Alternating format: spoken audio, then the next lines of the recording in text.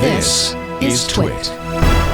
I wanted to talk about the custom iPhone camera that Apple built for the F1 movie. So Wired had a really fun, really interesting article about it that really shows how committed and involved Apple is on some of their own produced movies. It describes that for the on-car video film footage they were getting, F1 cars have an actual like TV camera transponder. They have many cameras. They have a helmet cam. They have a driver's point of view. Last weekend I've never seen it before, a camera view of the wheel well. Yeah. So part of those are for, of course, the teams to keep an eye on what's going on. But part of it is for the cover for broadcast, but none of them are like film quality. So Apple actually built a camera that is completely identical in weight and aerodynamics and shape to the standard onboard camera, so it wouldn't affect the dynamics of the cars that it was mounted on.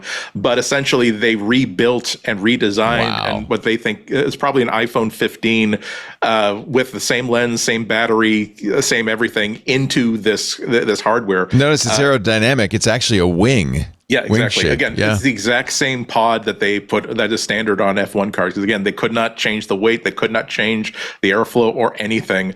It was controlled via USB-C, so that they plug an iPad into it to change like the camera settings and things like that. One interesting tidbit was, I'm going to quote here, they of course created custom firmware for it for the needs of the production, and this custom firmware inevitably led to two new features in the iPhone 15 Pro: log encoding and the support for the Academy color encoding system color workflow. So these were built for this custom camera, and then they said, hey, let's just port this over and make this an iPhone 15 feature. It's a really interesting article. Shows you exactly how this wasn't just they wrote a check and, hey, wow, great, we get to have our picture taken. Tim Cook gets to have his picture taken with Lewis Hamilton.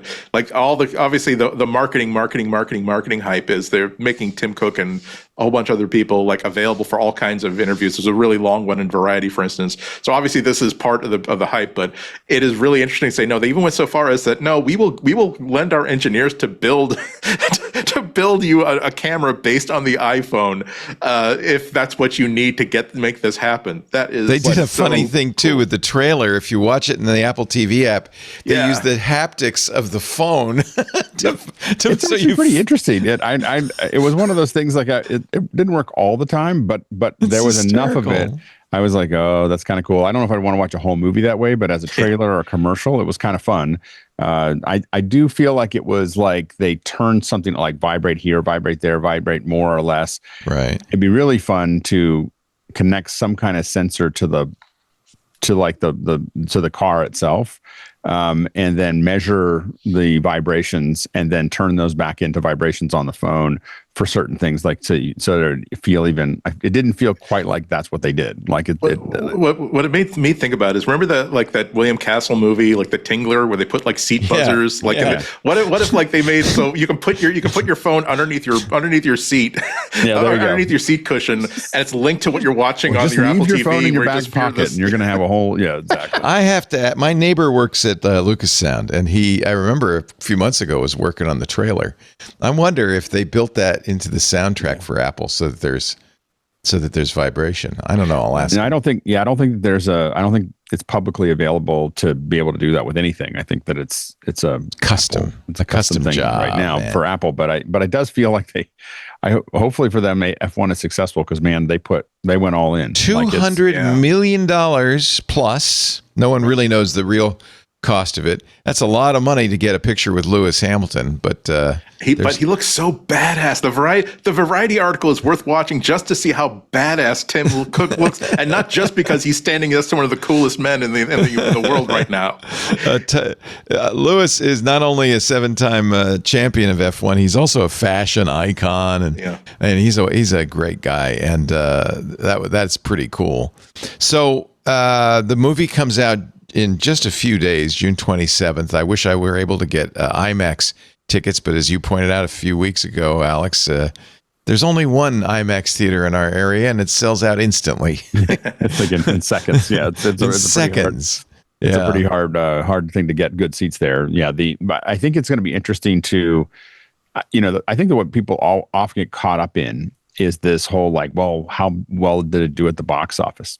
Doesn't really matter. Like the box office is gravy. So, it's like, well, we'll get some of the money back, but that's not why they're doing it. I mean, they're doing it to position what they're, it's positioning the channel.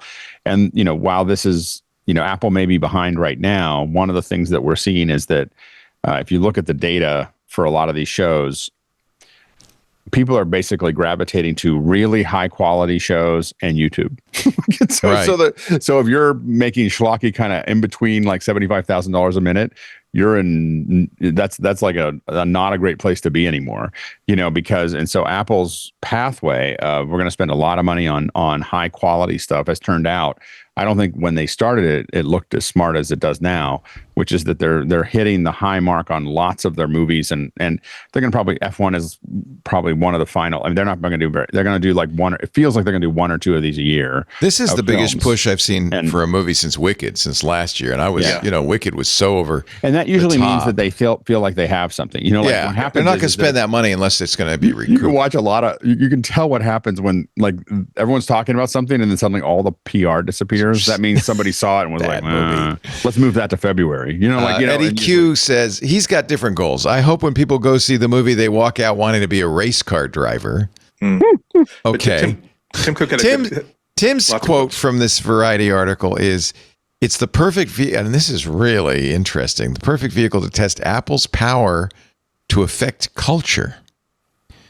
Yeah.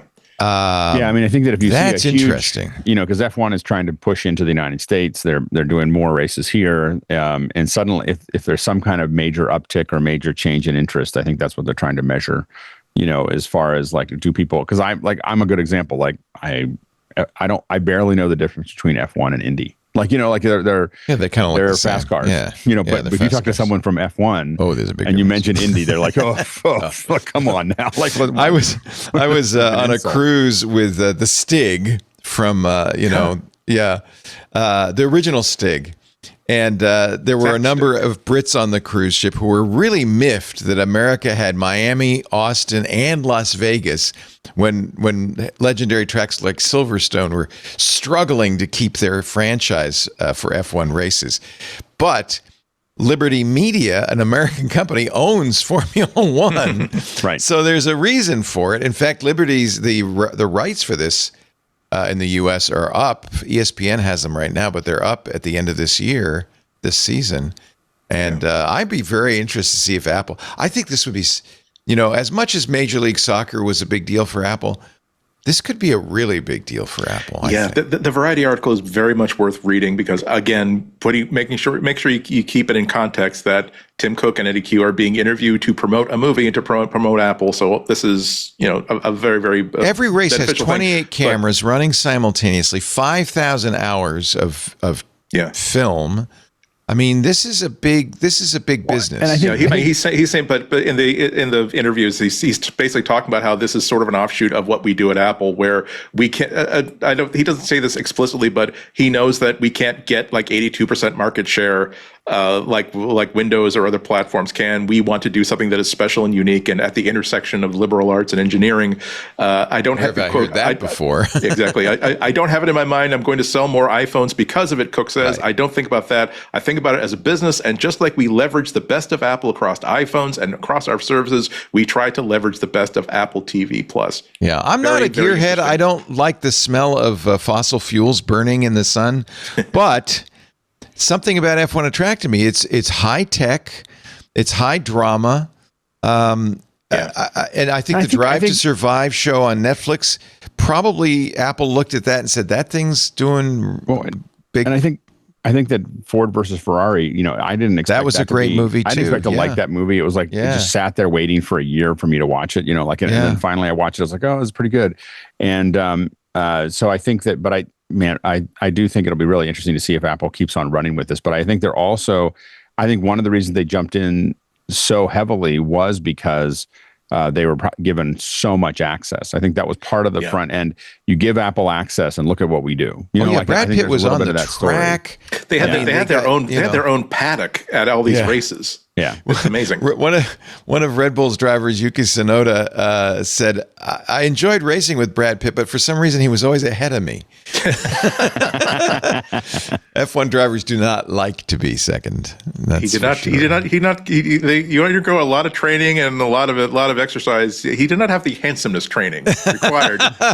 Although, if you look at this picture from the Variety article of Tim Cook with Brad Pitt and Lewis Hamilton, Tim's much more enamored of Lewis than he is of Pitt. It's pretty funny. I find it useful. Yeah, they did a surprise drop-in at an Apple event to promote Severance, as a matter of fact, which makes you think that Brad Pitt was a maybe for the event, and so they didn't want to promote it beforehand. Yeah. But yeah, it's a big picture of so many smiling Apple employee faces in the group photo. And who was at the Canadian Grand Prix this past weekend but Ben Stiller? Of all people, highlighted many times in the broadcast for some reason. Yeah, the Variety article actually talked to anybody who has a successful show on Apple TV and who has not given an interview in the last 2-3 years about how horrible their experience was with producing something for Apple TV is quoted and talked to in this article. Yeah, it's really the entire platform. Get ready for the hype train. I will say that I actually know some people pretty well that work on some of the Apple stuff. And I'm always surprised when people say, oh, it was horrible to work on the Apple thing, because they're like, oh my gosh, like working on an Apple movie is, for at least the guys below the line, they're like, everything is done the way it's supposed to be done. I bet the catering's pretty good. They said, no, just like, but the production is, the schedule makes sense, the budget makes sense, everything makes sense, everything. And then they go, but I had a friend who went from a Apple TV production to Hulu right after it, and they were like, it was like dropping off a cliff. Yeah, he said it was just like, it was like, we're like, it was like Disney. He said the Apple ones are hard. They're still hard work. They're still long hours, but everything is just working. Because someone said, oh, we need a little more money for this, or we need to do it, and someone said, okay, right? But we've always said this, that Apple doesn't need to make money in their productions. It's about a much larger strategy. So they have a real advantage over Apple and Amazon. And Amazon. So solo streamers like Disney, I mean, I guess it promotes the park. I don't know. I mean, I think that Apple, Amazon, Netflix, just because of its sheer size, Apple and Amazon those are the three that I feel like are a lock to do this for quite some time. Yeah. I think Disney and Max are probably the next two, and then after that, I think it gets real dark real quick. Like it's even Max, which is now rechristened. They keep on trying to figure it out. Has spun off the streamers. They say, go away. We don't want any of these anchors on our business. No, that's not true. The guy who spun it all off, he's staying with the studio and the streamers, and they spun off a cable company. That's what I meant. While they're profitable, they are going to decline in assets. No, that's what I meant. Load them Those up with streamers, debt. The new CNN and the like. Yeah. There's too many. There's too many, and there's going to be consolidation for sure. But Apple and nobody's watching TV. Did you see that? Latest for the first time ever, New York Times. More people watched streaming than watched all network television combined. When you dig, streaming 45% versus 44% for broadcast and cable combined. That's the first time it's ever happened. And when you dig into it, the number one thing that they're watching among those things, because a lot of times they don't include YouTube into it, but YouTube scales out everybody. And I get up every morning, like I get up to bike every morning, and all I'm watching is YouTube. I'm just bouncing around YouTube, one thing after another. So what's Apple's YouTube strategy? I don't think there is that. I think that they're moving as far away from YouTube as possible, which is that we're going to spend a lot of money on things and have it be really, really high end. And, so we're the place that you go because where more and more where I find myself going for a really high quality, non-YouTube experience is Apple TV. Like Murderbot is like a destination for my family. It's a really good show. I mean, it is so good. Really it drives me crazy that it's every week. Like, because you're just like, and it's only like 22 minutes every week. It's driving me crazy. What makes me sad is that the model works so well that that we're now going to go to weekly. We're going to go back to the old days of weekly 22-minute episodes because they can spend less money and hold you longer for a subscription. So I understand why they're doing it, but it's still like, From the Variety article, Cook believes strongly the road to success is focusing on achieving the exceptional. Apple products have to be great, not just good. The movie business is no different. Quote, we really only do a few things. We have a few products for the size of the company we are. We pour all of ourselves into each one of these, and we do TV and movies the same way. Well, and I think that there are so many things that Apple has not started to milk out of this system, which is that they don't have to milk ads like Amazon. What they have is a headset that could give you immersive scenes.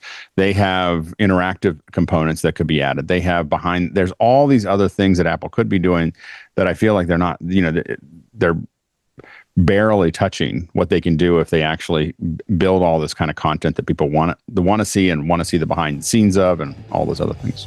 Yeah.